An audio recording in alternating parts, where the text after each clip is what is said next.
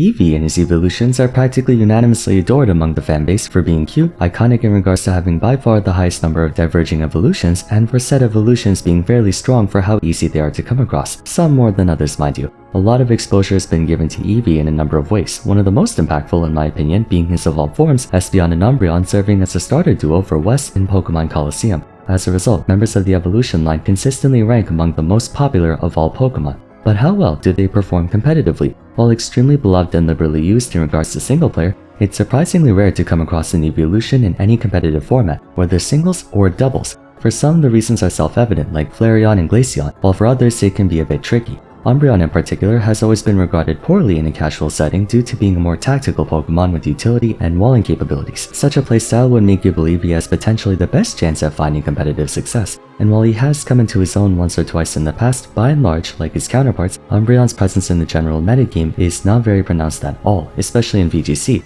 In this episode of Why No One Plays, we'll be finding out why.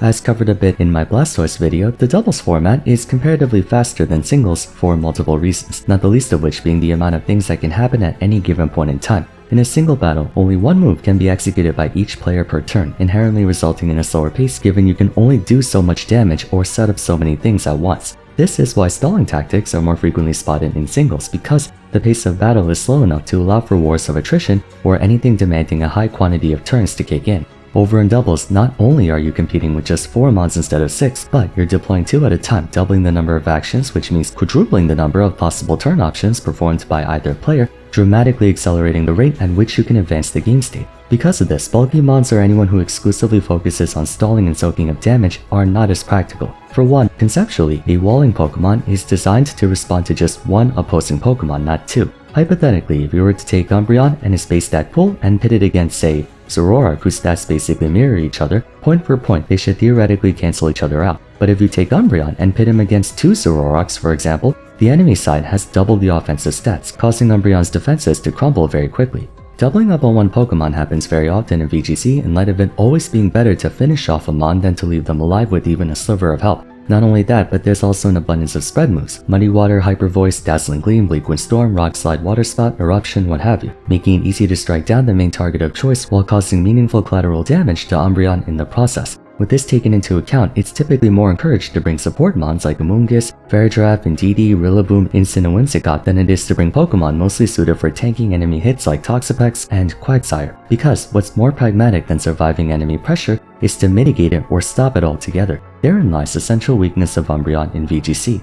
From a stats perspective, Umbreon's decidedly a wall. Commendable HP with high physical and special defense at the cost of having miserable attack, special attack, and speed. Of all the Eeveelutions, Umbreon has the lowest offensive faculty without question, with his bulky stat orientation encouraging a slow burn playstyle, sometimes literally. The problem is, going for toxic or damage over time strats like abusing entry hazards and whatnot is too slow a pace for doubles, which is one way you can utilize the mon's bulky stat line. A second option would be to draw aggro. In double battles particularly, the goal is to protect your main attacker. That's often why you see one support mon disrupting the opposing team like Instant and Rillaboom, or someone healing or protecting your own sweeper like Amoonguss and Indeedee. The best way to do this is by redirecting attacks to that support mon, such as making use of moves like Follow Me and Rage Powder. Umbreon has neither, so even if you were attempting to have him soak up damage away from your Raging Bolts, Calyrexes, Fluttermanes, Chiyus, Tianpals, and so on, your opponent can also just, ignore Umbreon and go for the real threat. For that matter, they have every reason to do so because Umbreon himself is not a threat. With very few redeeming qualities found in his offensive parameters and not having any utility that forces attention onto Umbreon, you can essentially completely ignore him and suffer minimal consequences for doing so.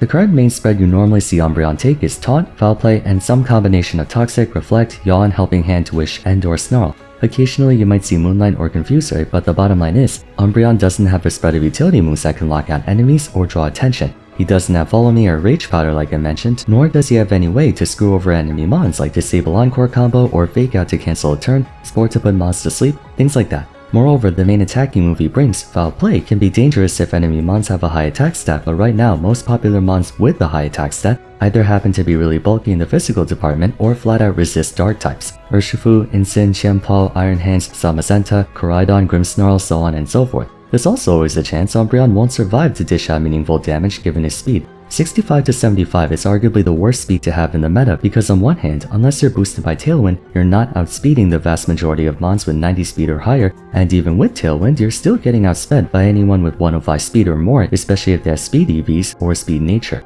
On the other hand, Umbreon's 65 speed is ever so slightly too high to make him a good Trick Room user. Most Trick Room beneficiaries are those with 50 speed and under, Amoonguss, Calyrex Ice, and Ursaluna to name a few. More often than not, Umbreon will act last, which isn't good for a Pokemon who primarily runs a utility spread. Again, if he had any priority moves like Follow Me, Fake Out, things of that nature, his poor speed wouldn't be a problem, but he has nothing. His abilities don't do him very much good either. Inner Focus lost a lot of value with the inclusion of Covert Cloak, as now any Pokemon can ignore Fake Out, among other things, at the cost of their held item. Ignoring Intimidate is extremely beneficial, but as we just went over, the only attacking move you take on Umbreon doesn't even take his own attack stat into consideration. His other abilities Synchronize would find more use in singles, where you're only able to attack him if he's on the field, but once more, with no way to redirect attacks and having negligent threat levels, players aren't exactly pressured into paralyzing, burning, or poisoning Umbreon, and people are less likely to switch in doubles unless their hand is forced, since you're essentially giving your opponent 2 turns compared to your 1, so people only use it as a last resort.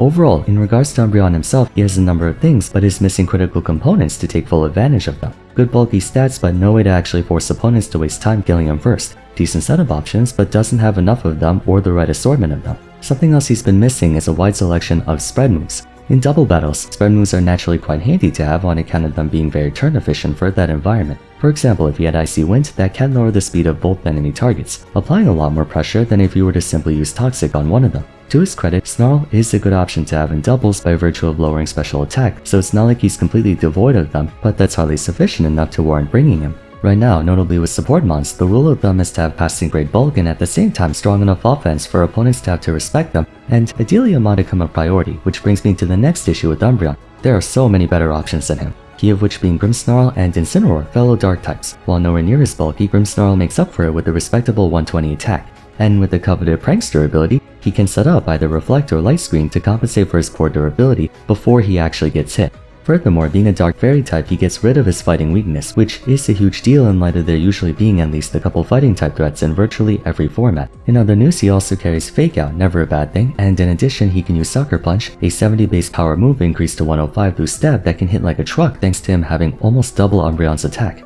Spirit Break is a decent attacking move that can also lower the target's special attack. In other words, what Grimmsnarl lacks in speed he makes up for with priority, and unlike Umbreon he can actually hurt if you let him attack too often. All in all, Grimmsnarl has a better opportunity cost for a Dark-type support mon. Speaking of Dark-type support, let's talk about Wolfie's favorite Pokemon, Incineroar. I promise I'm going to make a why everyone plays on him one day. Right off the bat, passing grade bulk and decent attack stat to boot. Set bulk is further reinforced through Intimidate, which is excellent for double battles, and then the tried and true Fake Out. Instin's more of a hybrid between attacking and utility, but having things like Knockoff and Will-O-Wisp can really screw over the enemy team when used correctly. Not to mention, if you do decide to make and deal damage, Flare Blitz is right there to help out. On the more offensive end, you have Tinglu. While not too relevant in the current format, Tinglu is a good example of a Bruiser-type Pokemon who can soak up a lot of damage and deal a ton of damage in return. High HP in defense, while Vessel of Ruin cuts the special attack of all Pokemon by a quarter, increasing both his and Dizala's effective special defense by 33%. So, if you're looking for someone who can just deal and take damage, Tinglu is a lot better in this regard, having moves like Heavy Slam, Ruination, Stomping Tantrum, Throat Chop, and Fissure. Beyond him, outside of the two Dark-type support mons, the Dark-type at the moment is mostly for offense, spearheaded by Chiyu, Qianpao, and Single Strike Urshifu. So as you can see, there are just a lot of Dark types currently present in the meta that not only is Umbreon outclassed by those in the same archetype as him, but there's an overwhelming variety of choices at your disposal that you're not exactly grasping at straws for a Dark type. The majority of what Umbreon is capable of can also be performed by those Dark types or other utility-centric Pokemon, meaning he lacks anything that distinguishes him from the competition. Additionally, the abundance of Dark types also means there will be an abundance of Pokemon who can shut them down, and as a pure Dark type, Umbreon is most vulnerable to the brunt of it. Dark type is weak to 3 types, Bug, Fighting, and Fairy, of which the latter 2 have been perennially dominant forces in the metagame. What makes a Pokemon like Incin so good is that he brings all the benefits of a Dark type while inherently countering those 2 weaknesses. His Fire type shuts down his Fairy weakness, while Intimidate nerfs the strength of Fighting types who are usually more physically oriented. I also already talked about how Grimmsnarl's Fairy type makes him fare perfectly fine against Fighting types. As for Umbreon, he has to deal with the full force of Urshifu, both versions at that, Iron Hands, Zamazenta, and Koraidon for fighting Pokemon, and for fairy Pokemon there's Zacian, Fluttermane, Whimsicott, Grimmsnarl, and in the past, there were the Tapus and Xerneas. Technically you could bypass this by changing Umbreon's Terra type, but I don't think I need to explain why it's inefficient to exhaust your terrestrialization on Umbreon. Ordinarily, Umbreon possesses enough bulk to withstand even a strong attack from either type, but that's assuming you're only dealing with one Pokemon. In doubles, 2 strong attacks can easily destroy him, making it really hard for Umbreon to stay out there without his life being in constant danger, especially given the fact that he's more likely than not acting last, whether in regards to speed or Trick Room. Adding insult to injury, Umbreon himself is ironically extremely vulnerable to getting taunted himself, completely screwing him over if the enemy team can easily tank foul play. Though he is immune to Prankster being a dark type and all, it still doesn't change the fact that he'll get outsped by most Pokemon who might run Taunt. Rillaboom, even Urshifu and Fluttermane could do it. Although in his defense, Umbreon is safe from Tornadus and Whimsicott. Nonetheless, if Umbreon gets hit by a Taunt, you're likely forced to make a hard switch. He does have a pivot in the form of Baton Pass, however Baton Pass doesn't see much use in VGC where setup is not heavily prioritized given how many turns it takes to achieve a perfect setup for sweeping everyone, which can also just get negated with Clear Smog or Haste. Circumstantially, Umbreon's best for when the meta features a high number of offensive Psychic types. Unfortunately, Psychic types in recent times are taking more supportive roles. You have Ferrotiraf with Armor Tail blocking priority, setting up Trick Room and using Helping Hand. There's also Indeedee with Follow Me and Trick Room. On occasion, you'll run into Psychic attackers like Lunala and Calyrex, but for the most part you don't see them bringing Psychic type moves outside of Expanding Force. In totality, though Umbreon has a competitive base stat total that's distributed towards a clear playstyle, he just doesn't bring enough utility to warrant the opportunity cost you're paying to field him over someone else. It's apparent his moveset and whatnot were catered more towards the environment of singles, where he can reliably decelerate the pace of the game and take advantage of more slow burning options like Toxic, Yawn, Moonlight, and Wish. These are fantastic moves to have in singles, not so much in doubles where battles progress a lot faster and the likelihood of getting 100 to 0'd in a single turn is very much real. Now, what can be done to make him better? Besides the Psychic-dominated meta, Umbreon mostly lacks coverage. The Eeveelutions generally don't have the most optimized or vast move pools. As we've discussed throughout the video, Umbreon has a few things but not enough to fully round out his toolkit. He's very tanky but has no way of redirecting attacks. If perhaps in Gen X they were to give him Follow Me, that could make him a much better option. I also think it's criminal that he doesn't have access to protective moves befitting his status as a tanky Pokemon, like White Guard. Replacing this ability would also be nice to have. Overcoat, Friend Guard, or Magic Bounce maybe would be excellent upgrades to have. I also think he's in need of more spread moves, or attacks that can apply guaranteed pressure. Hypothetically, if he were to get a hold of any priority move, Fake Out, or to a lesser extent Sucker Punch, that can make up for his poor speed. Alternatively, having a good pivot option like Parting Shot wouldn't be too bad of an idea either.